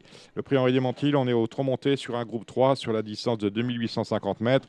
Alors, si vous trouviez que Fakir du Loro courait beaucoup, c'est également le cas de Freeman de Well, numéro 5. Qui effectue sa rentrée après. Non. Qui effectue sa rentrée après avoir échoué dans le prix de Paris il y a 8 jours. Il court beaucoup, mais bon, disons que la dernière fois, quand même, il a pas pris dur, quoi. Non, il a fait le petit parcours, il s'est vite rangé, donc. Ouais, mais quand même, 4000 mètres. C'est un cheval dur qui est arrivé au début de meeting, qui n'était pas assez prêt, qui s'est préparé, qui, à mon avis, ça ne dérange pas de courir beaucoup, parce qu'il a couru beaucoup, mais bon, la dernière fois, c'était un essai, mais les autres fois, c'était quand même un bon escient. Hein, il faut se rappeler qu'il a gagné le prix de l'Île-de-France. Donc, moi, sur ce cheval-là qui est dur, ça ne m'inquiète pas, moi. Après, c'est une course extrêmement compliquée parce qu'à part Derby du Dollar, peut-être, je serais tenté de vous dire que chacun a sa chance. On a Best of Bourbon quand même qui ne lâche rien. Alors lui, il a tout couru. On a Clegg Deschamps au plafond des gains. Le meilleur Clegg Deschamps ne ferait qu'une bouchée à poteau égal de ces chevaux-là. Mais où en est-il? C'est la vraie question. Parce que la dernière fois, c'est une vraie Le vrai Clegg Deschamps va gagner si c'est le vrai Clegg Deschamps. On a Boss du Méloc qui a quand même gagné une très belle course dans le meeting. On a Carly qui est quand même pas un cheval à gambe. Et on a Chalimard de Gaz qui, la dernière fois, a mis beaucoup de temps avant d'enclencher. Et c'était bien une fois qu'il avait trouvé sa cadence. Autrement dit, moi, quand je ne sais pas, je passe un coup de fil à Jérémy. Là, il est là, je lui demande qui va gagner ça, Jérémy. Je vais laisser parler le cœur et je vais dire Clegg Deschamps si les canters sont OK. C'est vrai que ces derniers temps, il y a souvent eu un grain de sable qui est venu enrayer la machine, malheureusement. C'est un cheval qui vieillit, qui a eu pas mal de problèmes de santé durant sa carrière. C'est vrai que le vrai Clegg Deschamps, dans un lot comme ça, sur cette distance en plus, doit gagner ça. Donc je pense que ça va encore être un beau jeu. On a vu du piqué du carreau avec lui cet hiver, mais voilà, on va continuer de lui faire confiance. Au 808 Clegg Deschamps. Kevin. Je reste sur Clegg Deschamps aussi. La dernière fois, il rendait quand même 25 mètres. C'était pas évident la course avec Dimo Docagne en tête qui avait fait du train. Je pense qu'il est capable, à poteau égal, de gagner cette course-là, même si c'est vrai que, comme l'a dit Jérémy, on n'a pas vu toujours le meilleur Clegg Deschamps cet hiver, mais ça peut revenir. Gilles. Il a déjà tout dit. J'ai déjà tout dit. Oh bah écoutez, c'est moi qui suis en retard. C'est pas mon habitude. Le prix de guerre Coët-Quidan. Tiens, c'est une course en l'honneur de Cédric Philippe qui est en vacances. Vous le savez, vous l'avez entendu. Alors attendez, vous l'avez entendu au premier partie d'émission. Indropark, j'ai un cheval que j'aime beaucoup, et 2 nouveaux noms partants. Ils sont 8 au départ. Rapidement, Jérémy, que joue-t-on? On aura les yeux cernés, il sera 7h moins le quart. Je suis désolé pour Gilles, mais dans ces lots-là, je préfère jouer les mâles. Et je suis un grand fan du 902 Impact de Colmine qui sera allégé en plus dans la Ferrure pour la première fois. Donc le 902 pour moi c'est un coup franc bien placé pour Mathieu Mottier. J'aime aussi le Last in Red qui sera confié au très en forme pilote François Lagadec. Oui, ah ben voilà, ça c'est bien, une raid. On salue d'ailleurs Michael Meunier qui est le sympathique, je crois qu'il est propriétaire éleveur de cette InRed, voilà, et qui est un auditeur de Radio Balance. Kevin. Un gros coup de cœur sur InRed, le numéro 1 qui sera D4 pour la première fois, qui sera associé en plus à François Lagadec. J'ai adoré ses dernières courses, donc je pense que ce serait sympa de le voir gagner. Celui-là, il mériterait bien sa course. Gilles. Moi, je ne peux pas aller contre ma jument qui a les couilles d'affronter les mâles. Voilà, elle était encore une nouvelle fois malheureuse. Alors celle-là, on va l'encadrer. Ma jument qui a les couilles d'affronter les mâles. Voilà. Merci Gilles. Elle a été très malchanceuse encore la dernière fois où elle n'a pas couru. Il n'a même pas pu ouvrir les mains.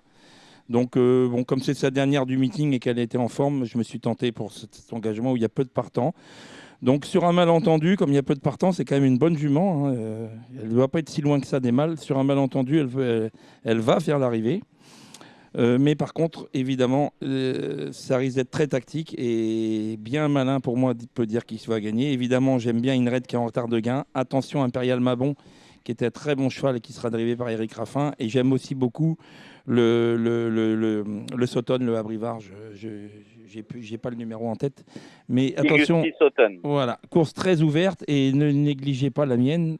Sur un malentendu, elle ne va pas taper loin. On a bien compris qu'elle avait les couilles d'affronter les mâles. La dernière, la 10e, c'est le prix d'Épinay. Alors d'Épinay, écrivez-le bien, c'est la ville, hein, on est bien d'accord avec ça. On commence avec Kevin, 13 pouliches de 4 ans au départ. Pas évidente cette dernière course. Je tenterai quand même le coup avec le 11 Ivanova, qui est la plus rapide sur le parcours et qui est une jument de qualité.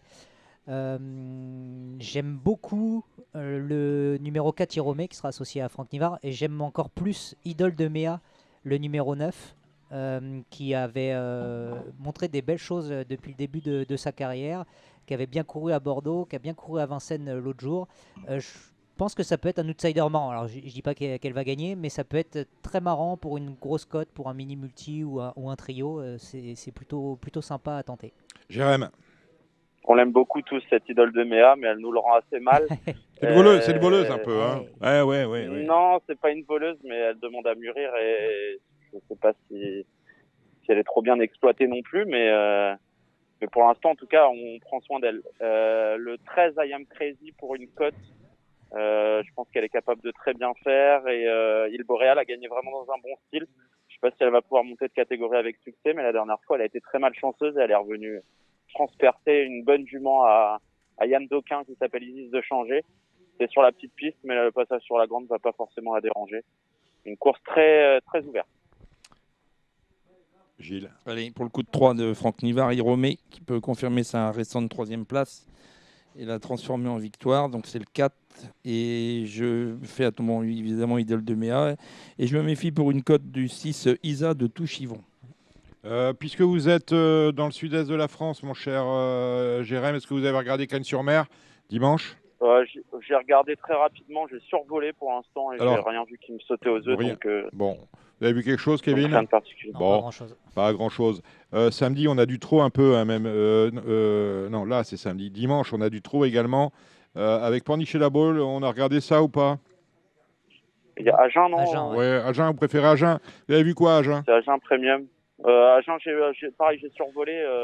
Je serai lundi à Caen pour Canalter. Pour ici, Paris, oui, vous allez à Caen. C'est sur vous que ça tombe. J'ai un petit gagnant à Chartres dimanche. C'est RPMU pour les gens qui seront là-bas. Gary Torres dans le Grand Prix avec Alexandre Abrivard, et j'aurai un partant avec Horryville Desmoyeux. Il doit avoir une belle chance pour les places. Non, mais dimanche, ils préfèrent nous mettre des courses à Dortmund. Bon, dimanche, le lendemain de fin de meeting, on souffle un peu. Ouais, c'est ça. Bon, Et bref. d'ailleurs, on n'a pas demandé à Franck Nivard qui sera au Sulky d'Ampiam et DSM à Cannes-sur-Mer le 13. Ah, on a oublié de lui demander, non, on ne peut pas penser à tout. Oui, Kevin, il fallait y penser aussi. Pas Oui. que moi. Bah, écoutez, voilà. On imagine que oui, de toute façon. Je pense qu'il Hein, il voilà. peut que faire le déplacement pour une jument comme ça. Bon, bref, il y a des réunions de trotteurs à Agen, à Pornichet-la-Baule dimanche, samedi à Cagnes-sur-Mer, et personne n'a rien. Si, à Jean, j'ai un petit peu regardé. Ah, ben alors, vas-y. J'ai eu 2-3 informations. Ah, ça, c'est intéressant. Notamment dans la 3e course, le numéro 10, c'est Giacomo Bello, pensionnaire de Thomas Lévesque, qui sera associé à Vincent Cabos. Et c'est un poulain que visiblement ils aiment bien à l'écurie. Donc attention, il faudra s'en méfier au moins pour une petite place. Le seul problème, c'est le numéro en seconde ligne. Voilà, c'est ce que m'a dit Vincent Cabos.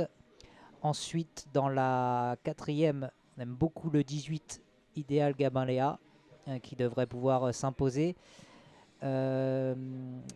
On m'a dit qu'il fallait se méfier également du numéro 15, Icar du Béryl. Ah, voilà. Toujours se méfier d'Icar. Voilà, donc attention à lui. Et pour info, l'évêque Issia de Banville n'est pas prête pour cette course-là. Bon. Voilà. Ensuite, la 5e, une course réservée à des 5 ans. Moi, j'aime beaucoup Hermès Angel. Attention à Oarn du Méloc également, le numéro 14. S'il part au trot, c'est une très très bonne chance. Et attention également à Herodo Bello, le numéro 16. Et dans la course, on a le propre frère de Klingem. C'est le numéro 7, Harkonnen, voilà, qui peut être surveillé parce que c'est le frère de Klingem notamment. Voilà, Gilles, tu as vu des trucs? Terrible. Dans la 8e, Badjulery qui se donne toujours à fond, qui va essayer de finir sa carrière en France oui. Le mieux possible. Best au Bourbon, Badjulery, tout ça. Il voilà. faudra faire le couplet avec fameuse génération DB. Express du Gers qui a été préparé pour ça. Voilà. Express du Gers. Les deux chevaux en vie de la course. Kazakh de Smet, c'est ça? Express du Gers? Ah non, Kazakh Rancoul. Bien sûr. Et apparemment, le 11 d'Ed Bellouet dans cette dernière course sera à suivre aussi de près. D'Ed Bellouet. On a le trio. Ben voilà, il suffisait d'un trio pour bien finir. Et dans la 7e, juste, petite surprise peut-être avec le 16 Evisto Blues. Ah, voilà. Bon. Il faudra faire le jumelé avec Feria du Metz, peut-être le 2. Ah ben voilà, on va faire ça. On peut tenter ça. Jérémy, vous allez à Caen pour Ici on Paris lundi. Est-ce que vous avez regardé cette belle course qu'on appelle prix de train? On a mis un T pour pas mettre un B. Le Z5 Oui. Ouais, le Z5, j'ai vu Greco Bello et Gribouille. Je pense qu'il devrait se tailler la part du lion. J'ai pas étudié ça en profondeur, mais je pense que ces deux-là sont un petit peu en retard de gain et ont été préparés pour ça. Avec Geller Jeff, on a entendu Franck Nivard qui nous disait qu'il avait une première chance, donc avant le coup, ça paraît bien. Et Galadurfis, le numéro 10, qui est en forme. Donc en numéro, ça doit faire 7, 9, 14 et 10 pour mes 4 préférés lundi. Eh ben voilà, je voyais Kevin Romain qui opinait du chef. C'est fantastique. Tout le monde est d'accord avec ça. On remercie tous ceux qui ont permis la réalisation de cette émission. Et pour une fois, on va commencer par celui qui l'a réalisé, à savoir Arthur Maggioli. On remercie Gilles Curins. Salut Gilles. Des partants cette semaine? Oui, on parlait du quintet de Caen. J'en ai un dans le quintet à Caen. Là, oui, c'est vrai. Faduna Dokagne qui pourrait une 5e place si tout va bien avec le vent dans le dos. J'ai un poulain qui trotte dans la course de Gilles, un poulain que j'estime beaucoup, mais qui a déjà montré des réels moyens. Mais elle est deuxième à Argenton, battue par un bon cheval à Mike Expert. Mais maintenant, j'ai vu qu'il y avait le Raffin qui avait l'air d'être très bon, celui à Nivard qui a l'air d'être estimé. Alors, donc je pense que c'est quelle course? Il s'appelle James Rules. Ah oui, oula, il y a du monde, dis donc, dans votre James Rules. James Rules, c'est d'ailleurs le plus riche déjà, avec 4400 € de gain. C'est l'engagement de sa vie presque. Les lignes sont très bonnes. Quand il a débuté à Strasbourg, il est 3e à deux nez au vent. Ils sont 3 à la photo. Le gagnant a regagné 3 fois derrière. Le second a regagné à Chartres PMU derrière. Et l'autre jour, il est battu par un bon cheval. Donc voilà. C'est le plus gros espoir de mon écurie. Maintenant, voilà, on va pas non plus le désosser pour battre absolument il va faire sa course, mais on salue d'ailleurs son propriétaire sympathique, le même jour j'ai Harpagos Rules qui va être grand favori au Croisé-la-Roche, qui vient de bien courir à Vincennes. Vous êtes le André Fabre du trot, des chevaux partout, le même jour. Qui devrait pas taper loin. Voilà. Kevin, l'actualité du Parisien. Toujours pareil, on a une interview de David Charbonnel, notamment pour le quintet de lundi, qui est à venir.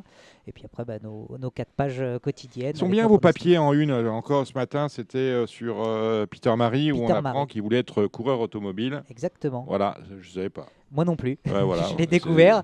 Et il nous a dit qu'étant gamin, eh bien, il avait fait des essais de karting, notamment sur la piste des 24 heures du Mans. Exactement, donc, puisqu'il est manceau, je crois. Exactement, voilà. il est pas très loin. Ouais. Pas très loin il est du pas Mans. très loin. D'accord. Il a de la famille, en tout cas, à côté du circuit, c'est ce qu'il nous disait. Ouais, voilà. Merci Kevin pour ces informations. Jérémy Lévy, votre actualité, c'est donc quand lundi pour Ici en Paris. Exactement. On a des partants cette semaine?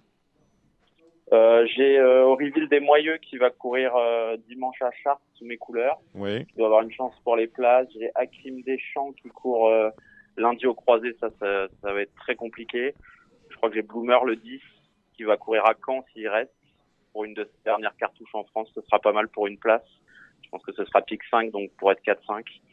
Et sinon, mes vieux tontons, non, il n'y a pas grand-chose en ce moment. Bon.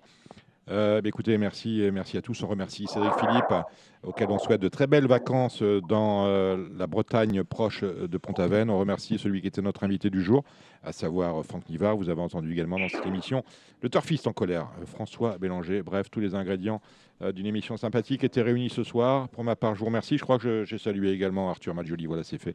On se retrouve la semaine prochaine pour de nouvelles aventures. On parlera là du critérium de vitesse de la Côte d'Azur. On va parler donc du programme de Cagnes-sur-Mer. Portez-vous bien d'ici là, à bientôt. C'était l'émission Radio Balance.